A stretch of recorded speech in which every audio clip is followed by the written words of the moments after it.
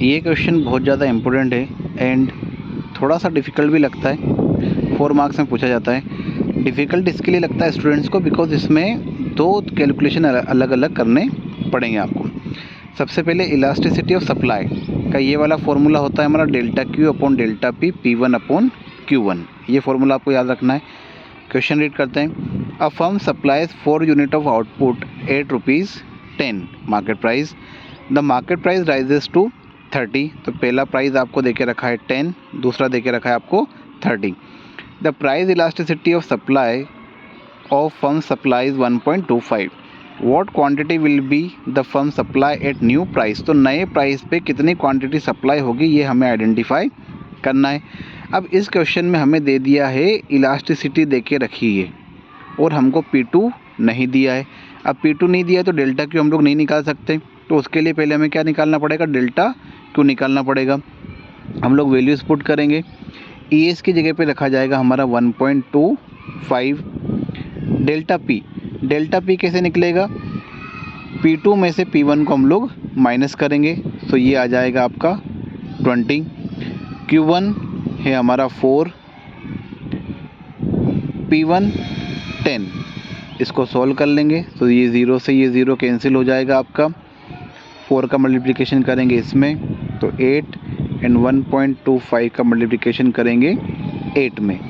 सो 8 5 ज़ा 40, कैरी आया 4, 8 2 ज़ा 16, 16 प्लस 4 20 का 2 अगेन कैरी आया 2, 8 1 ज़ा 8 और 2 10 एंड 2 डिजिट्स के बाद में हम लोग लगा देंगे पॉइंट।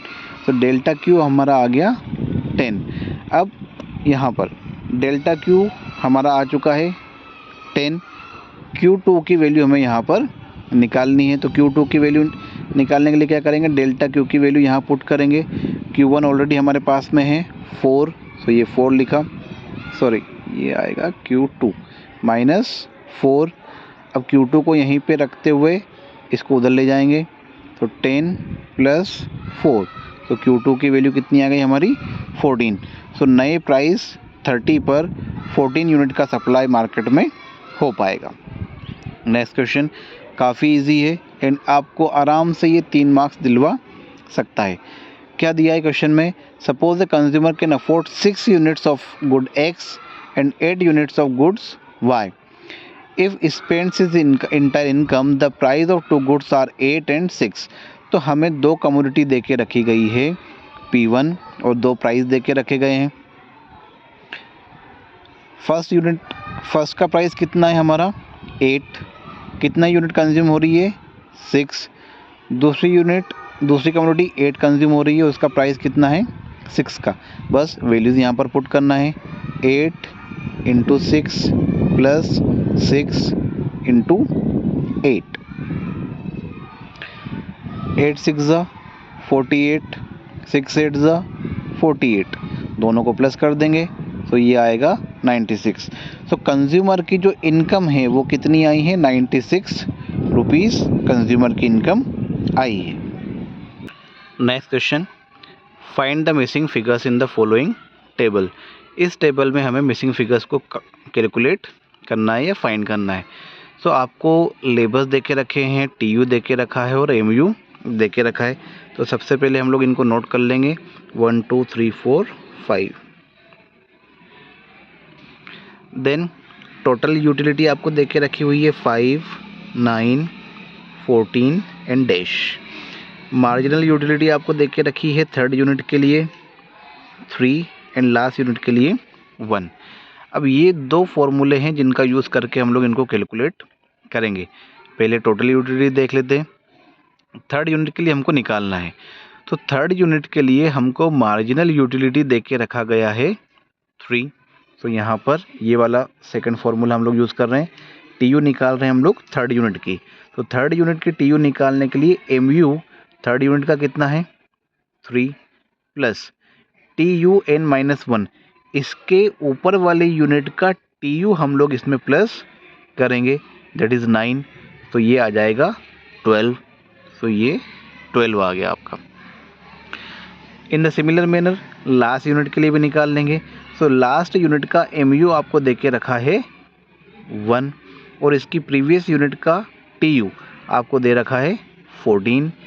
सो ये हो गया आपका 15। सो काफ़ी इजीली ये कैलकुलेशन हमारा हो गया। अब ये MU निकालना है। MU कैलकुलेट करने के लिए क्या करते हैं, total utility of nth unit में से total utility of n-1 unit minus करते हैं। मतलब सिंपल सी बात है, नीचे वाली यूनिट में से ऊपर वाली यूनिट को माइनस किया जाता है। 5 के ऊपर कुछ भी नहीं है तो ये एज इट इज़ आ जाएगा। 9 में से 5, अब देखो 9 सेकंड यूनिट की टोटल यूटिलिटी है तो ये अपन ने लिखा यहाँ पर n-1, तो n यहाँ पर 2 है हमारा, सेकंड यूनिट का 9 है तो 2 - 1 करेंगे तो फर्स्ट यूनिट का टोटल यूटिलिटी हमको लिखना पड़ेगा, दैट इज़ 5। तो 9 में से 5 जाएंगे तो यहाँ पे हो जाएगा आपका 4। नेक्स्ट 14 में से 12 आप माइनस करेंगे तो यहाँ पे हो जाएगा 2 एंड 15 में से 14 गए तो 1। तो ये काफ़ी इजीली सोल्व हो गया आपका। एंड ये जो 2 फॉर्मूले हैं आपको ये याद रखने हैं। Next question, in the following table the total product of the labour is given, find the average product and marginal product. तो हमको ये टेबल दे के रखी गई है और इस टेबल का यूज़ करके हमको AP और MP फाइंड करना है। अब AP और MP फाइंड करने के फॉर्मूले ये लिख रखे हैं मैंने ऑलरेडी। AP बराबर क्या होता है, टोटल प्रोडक्ट अपॉन लेबर, या वेरिएबल फैक्टर लेके चलते हैं। और MP सेम फार्मूला जो अभी यूज़ किया था, TPN - 1।